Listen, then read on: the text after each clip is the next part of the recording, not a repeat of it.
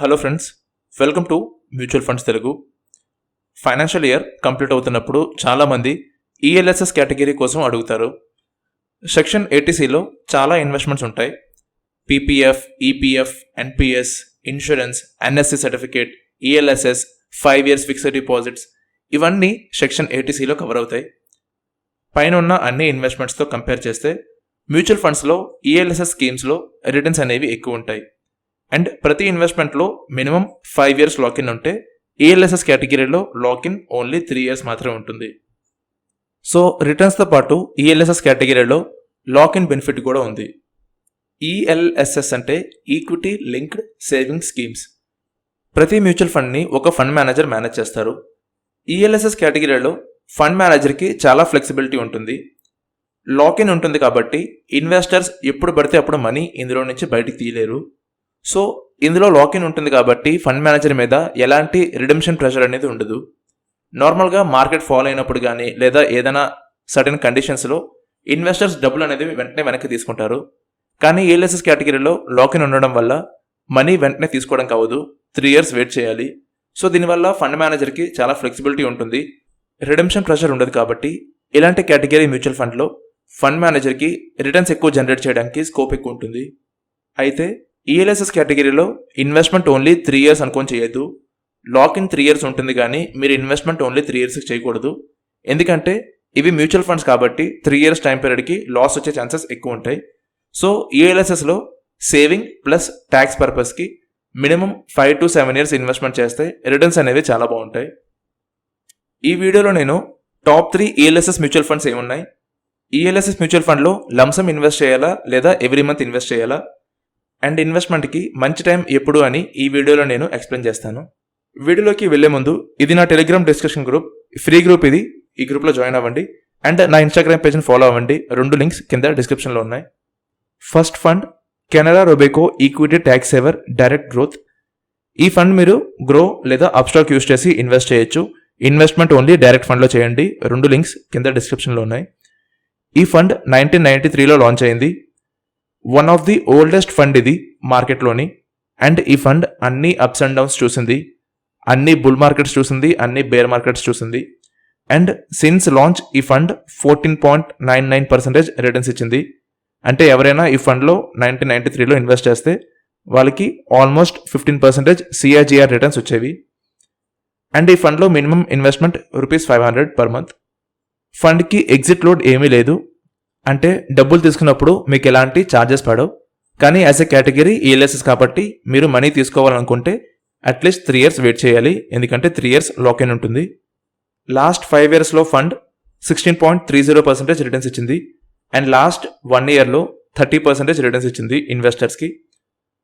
2016 నుంచి ఈ ఫండ్ని చీనా గుప్తా అనే ఫండ్ మేనేజర్ మేనేజ్ చేస్తున్నారు. అండ్ అప్పటి నుంచి ఫండ్లో గ్రోత్ అండ్ రిటర్న్స్ 2 చాలా బాగున్నాయి. ఫండ్లో రిస్క్ కూడా చాలా బాగా మెయింటైన్ చేస్తున్నారు. అండ్ ఫండ్ సైజ్ కూడా చాలా తక్కువ, 1400 crores ఉంది. ఫండ్ సైజ్ ఎంత తక్కువ ఉంటే ఫండ్ మేనేజర్కి మేనేజ్ చేయడం అంత ఈజీ అవుతుంది అండ్ రిటర్న్స్ జనరేట్ చేయడం అంత ఈజీ అవుతుంది. ఈ ఫండ్లో ఎక్స్పెన్స్ రేషియో 1.17% ఉంది. ఎక్స్పెన్స్ రేషియో ఎంత తక్కువ ఉంటే అంత మంచిది. సో ఫండ్కి ఎక్స్పెన్స్ రేషియో తక్కువ ఉంది కాబట్టి రిటర్న్స్ జనరేట్ చేసే ఛాన్సెస్ ఎక్కువ ఉన్నాయి. And second fund axis long term equity fund. ELSS కేటగిరీలో ఎక్కువ అసెట్స్ ఉన్న ఏకైక ఫండ్ ఇది. ఈ ఫండ్లో 27,000 crores మనీ ఉంది ఇన్వెస్టర్స్ది. ఈ ఫండ్ ఒక ఎక్స్పెన్స్ రేషియో చాలా తక్కువ, 0.73%. ఎక్స్పెన్స్ రేషియో అంటే మ్యూచువల్ ఫండ్ కంపెనీ మన దగ్గర నుంచి కలెక్ట్ చేసే ఫీజు అది. ఎక్స్పెన్స్ రేషియో మీద క్లియర్ వీడియో ఇక్కడ ఉంది, ఈ వీడియో మీరు చూడొచ్చు. ఫండ్ 2009లో లాంచ్ అయింది అండ్ సిన్స్ లాంచ్ 17.3% రిటర్న్స్ ఇచ్చింది. అండ్ లాస్ట్ 10 years నుంచి ఫండ్ని జీనియస్ గోపాని అనే ఫండ్ మేనేజర్ మేనేజ్ చేస్తున్నారు. అండ్ మేనేజ్ చేస్తూ కన్సిస్టెంట్గా రిటర్న్స్ అనేవి ప్రొవైడ్ చేస్తున్నారు ఇన్వెస్టర్స్కి. ఫండ్లో అసెట్స్ 60% లార్జ్ క్యాప్లో ఉన్నాయి. ఏయుఎం సైజ్ ఇంక్రీజ్ అయ్యే కొద్దీ అసెట్స్ అనేవి ఇంకా లార్జ్ క్యాప్లో పెంచాల్సి వస్తుంది. ఇప్పుడు 60% ఉంది కాబట్టి ఫ్యూచర్లో మేబీ అది 70 అవ్వచ్చు. ఇన్ కేస్ అలా అయితే మాత్రం ఈ ఫండ్లో రిటర్న్స్ తగ్గే ఛాన్సెస్ ఎక్కువ ఉంటాయి.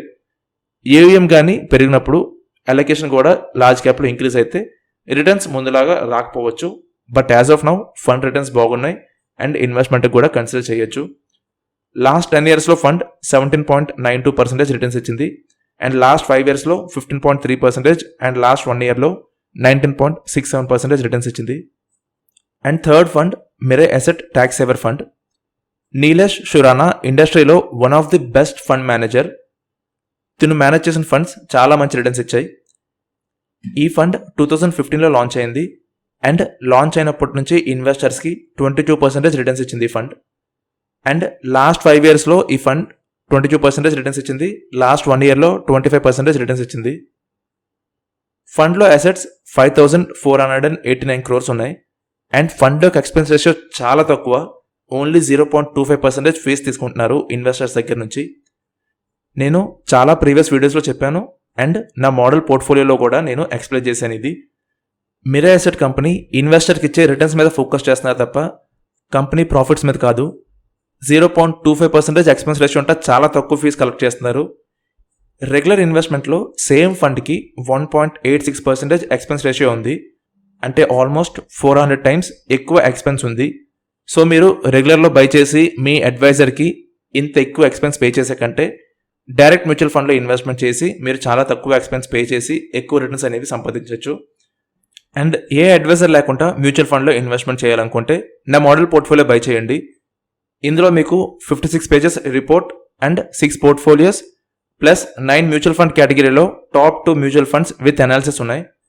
ఇది బై చేశాక మీకు ఎలాంటి అడ్వైజర్ అవసరం పడదు.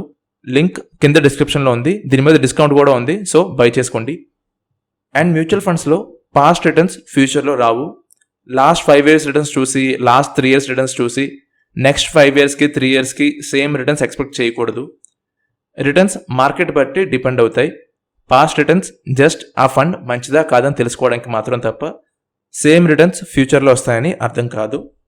కానీ 5 to 7 years ఇన్వెస్ట్ చేస్తే మీకు అన్ని ఇన్వెస్ట్మెంట్స్ కంటే మ్యూచువల్ ఫండ్స్లో మంచి రిటర్న్స్ వస్తాయి. అండ్ ఈఎల్ఎస్ఎస్లో లంసమ్ ఇన్వెస్ట్ చేయాలా లేదా ఎస్ఐపి చేయాలా అంటే యాజ్ ఆఫ్ నౌ లంసమ్ అంత బెటర్ ఐడియా కాదు. యూజువల్గా ఈఎల్ఎస్ఎస్ ఓన్లీ ట్యాక్స్ సేవింగ్కి మాత్రమే ఇన్వెస్ట్ చేస్తారు. సో ఇప్పుడు మార్చ్ దగ్గరలో ఉంది కాబట్టి లంసమ్ ఇన్వెస్ట్ చేయడానికి చాలామంది చూస్తారు. కానీ Jan 2021కి ఉన్న మార్కెట్ సిచ్యువేషన్ బట్టి as of now lump sum better idea కాదు. సో ఎవ్రీ మంత్ ఇన్వెస్ట్ చేసుకోండి. అండ్ ఇన్ కేస్ మీరు మార్చ్ లోపు ఇన్వెస్ట్ చేయకూడదు అనుకుంటే ఏప్రిల్ నుంచి ఇన్వెస్ట్ చేయడం చాలా బెటర్.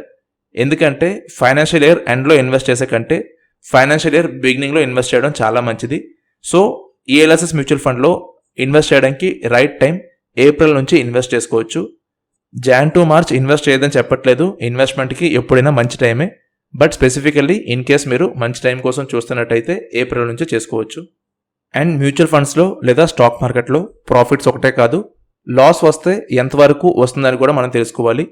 సో నేను చెప్పిన ఈ 3 ఫండ్స్లో మినిమం 19% లాస్ రావచ్చు అండ్ మ్యాక్సిమం 40% ప్రాఫిట్ కూడా రావచ్చు. సో ఇది అండి వీడియో చూశాక మిరై ఆర్ కెనరా ఆర్ యాక్సిస్ ఈ మూడిట్లో ఏ ఫండ్ బెటర్ అనుకుంటున్నారని కింద కమెంట్ చేయండి. అండ్ నా టెలిగ్రామ్ గ్రూప్లో జాయిన్ అవ్వండి, ఇన్స్టాగ్రామ్ పేజ్ని ఫాలో అవ్వండి, ఛానల్కి సబ్స్క్రైబ్ అవ్వండి, మీ ఫ్రెండ్స్కి వీడియోని షేర్ చేయండి అండ్ బెల్ ఐకాన్ ప్రెస్ చేయండి. Thank you for watching this video.